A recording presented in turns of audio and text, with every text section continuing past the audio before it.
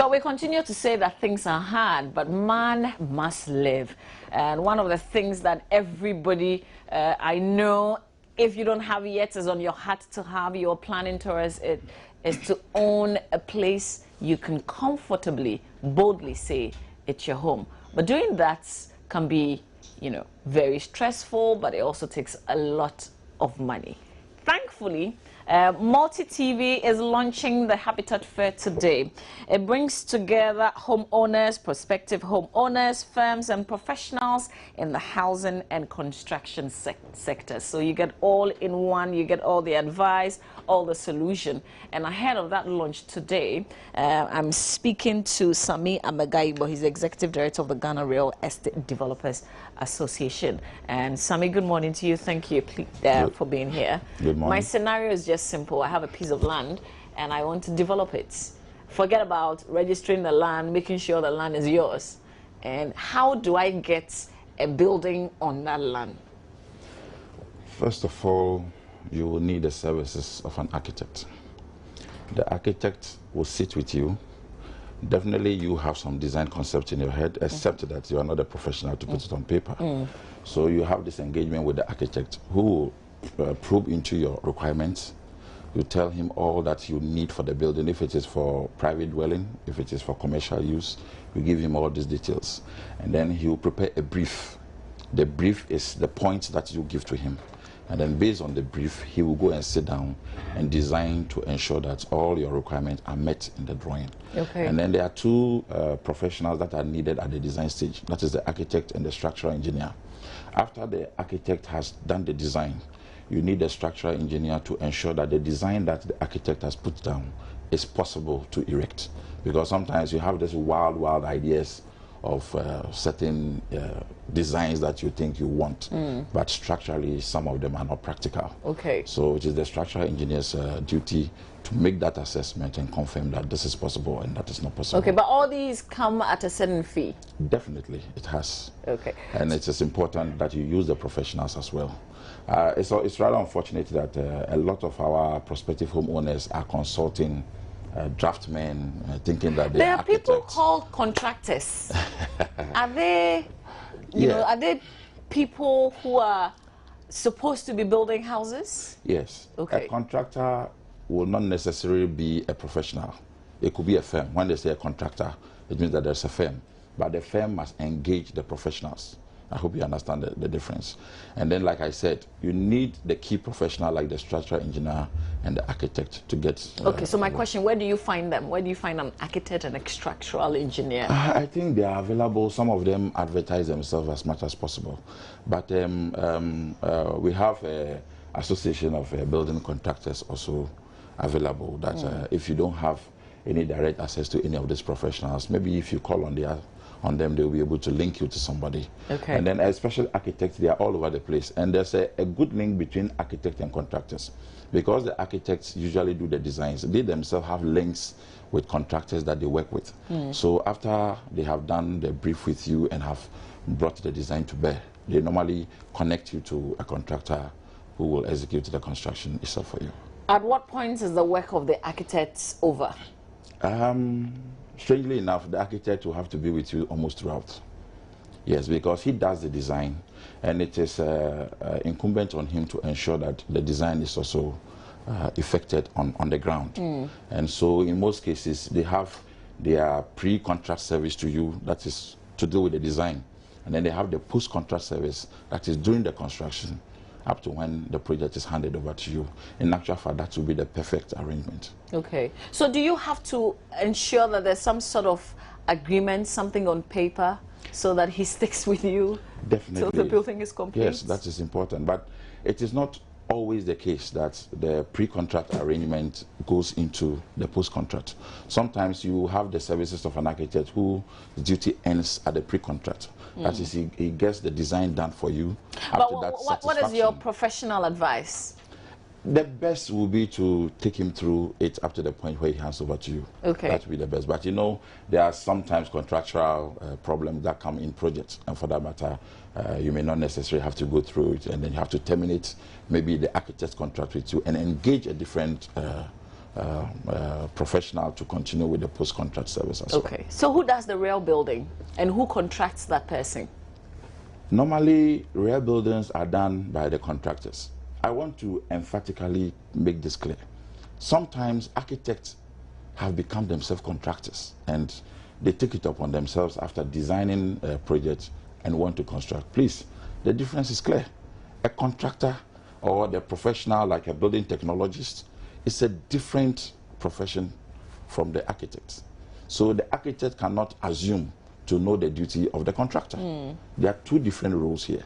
And for that matter, we think that, you know, because of lack of job and job opportunities and all, people have decided to take other people's profession and make it seem as if they can do it, but it is not the same. There are two different professions together. Okay. Yeah. How long does it take to build? I think it's much of it borders on costs and then your ability to make financing available. Well, there are a lot of technologies in town these days that makes construction quite faster. These days there are technologies where you don't have to wait for the usual 21 days when you have to wait for some concrete component to dry and all that, you know. Yeah. We have additives that you can add to concrete that will hasten the drying rates. We have technologies where certain components of the building can be prefab. That means it will be done in a separate factory and delivered onto the site and disassembled. So for me, I'll just say that construction period is purely on cost. On your pocket. On design and your pocket. So yeah. if you can put up a building in a month or two or three. Yeah, I mean, there are some technologies these days where 6 high-story buildings have been assembled within 21 days. Yes. And that's safe to live in? Very safe. These are the prefabs that I'm talking about. These are done in the factory and assembled. You know how a jigsaw puzzle is like? Something similar. Okay. These things are well designed and fabricated from the factory and just brought to the site and assembled, so it doesn't take too much time. So the contractor, the building contractor you're dealing with, is it good to just give him the money, let him buy the materials, or you do the buying of the materials? What's the way to go? There are so many forms of contracts that exist in the contractual provisions that exist. There are some contracts that we call them design and build, where you can engage the services of a firm to design and build for you. There are others that you only engage them to do the construction. And even with the construction, there are others that are labor-related issues where the prospective owner decides to do all the procurement of the materials by themselves and only engages the contractor on labor issues. So there are a lot of dynamics into it, and it depends on what you, the prospective owner, can do yourself and then your pocket and all that. Yeah. So which one is cheaper, buying a house or building your own house? If you are interested in owning a property, you have to look at two things. The prospective owner, do you have time? Because you know in this country there are too many bureaucracies in following up on even documentation. If you have to follow up on your land acquisition document, it's a hell. If you have to follow up on the building permit itself to do the construction, it's also a hell. There are other things that come along the project that you need a lot of time to concentrate on. So I will really think that if you engage the services of professional, it gives you, the prospective owner, some relaxation where you sign a contract. In effect, if there's any hitches or there are certain issues that come along the project, you have a contract with the person, so you just stay back and get him to remedy it at his cost and not your cost. So these are some of the advantages. But if you decide to go through things yourself, first of all, you might not be sure of sometimes certain qualities that some people who portray themselves as artisans or foremen and things do for you on the project. You cannot be too sure. But if you engage the services of the professional and get some contracts signed for the project to be executed, you cushion yourself against some of this remedy costs that could be accrued to you. Yeah. Okay. So the real estate, I mean, I can't let you go without touching on, you know, the real place where you're coming from. Why is it so expensive to buy a house? It is expensive because we don't seem to have our basics right as a nation. First of all, housing has become expensive because we are not getting the needed support sometimes, either from the state, from among ourselves. For example, look at the trouble we go through to acquire land. Sometimes when you acquire the land, by the time you're about to even start the project, two factions surfaces and say the land belongs to them, and then you as a developer and a businessman, you sometimes will not even want to go to court. So the option that, yes, so you may decide to settle. And then that means that you may have paid more than once, twice for the land. Yeah. Who bears the cost? But that is not exclusive to you. Even individuals, when they want to buy lands, they also go through the same. We are talking of costs. For me as a businessman, I do all the cost analysis and add my profit. So anything that is a hitch and that is cost to me, I pass it on to you, the final consumer. And then another problem too is cost of financing. First of all, in this country, we are lacking long-term financing. Estate or pre-housing is not a supermarket item where you can just buy milk from the shelf. It takes a long gestation period of 6 months to even 24 months, depending on the size of the project. And if you cannot get long-term financing to finance such a project, how do you do it? And look at the cost of borrowing money today, between 30, 35, 40% of the cost of the money per annum. It's crazy. So all these things are hitches that are affecting the real estate industry, and this is not their fault. They have to pass it on. There have also been complaints that sometimes there are cracks in the house that you buy. Sometimes you have to break some parts down and rebuild it, that kind of thing. Sometimes you also do shoddy work. I agree with you, and we all have to work together to get out the quacks from the system. That is why GRIDA is not a regulatory body. You know, the monitoring and supervising of projects, it is the sole responsibility of the town and country planning authorities.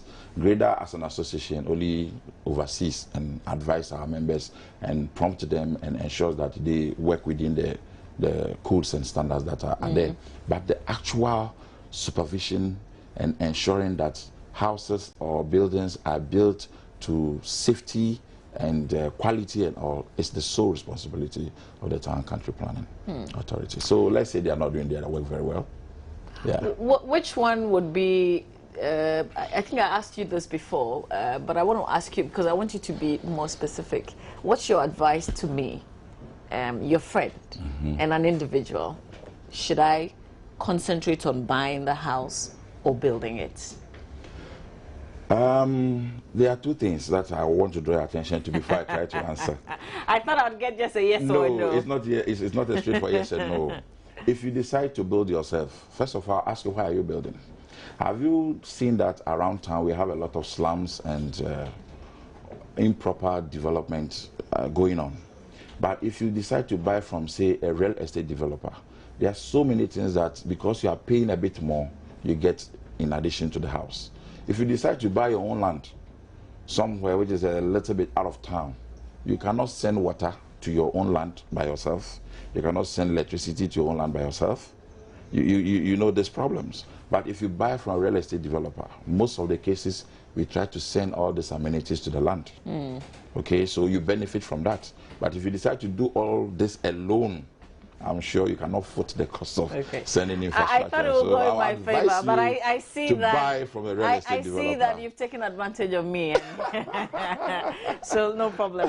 But the launch of the Habitat Fair is on today, and I want to say thank you for being a part of it. What are your expectations? Well, platforms such as Habitat Fair gives opportunity to both prospective homeowners and the players of the industry to interact and share ideas on how things has to be done.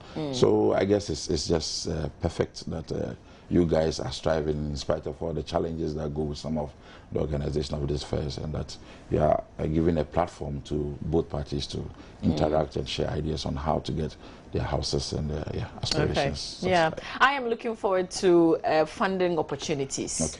How to finance, you know, the projects, because that is what I am looking at. I don't know what other people are looking at, but that's what I'm looking forward to. Finding answers to that. Yes, if you have your own money, your own cash sitting somewhere, and you want to use it in the building project, that is fine. These days, if you cannot do money sitting somewhere. If you cannot do that, then one of the options is to look for a mortgage. Unfortunately, that is the. That's expensive. Yes, you say it's expensive, but it gives you access to the property almost immediately.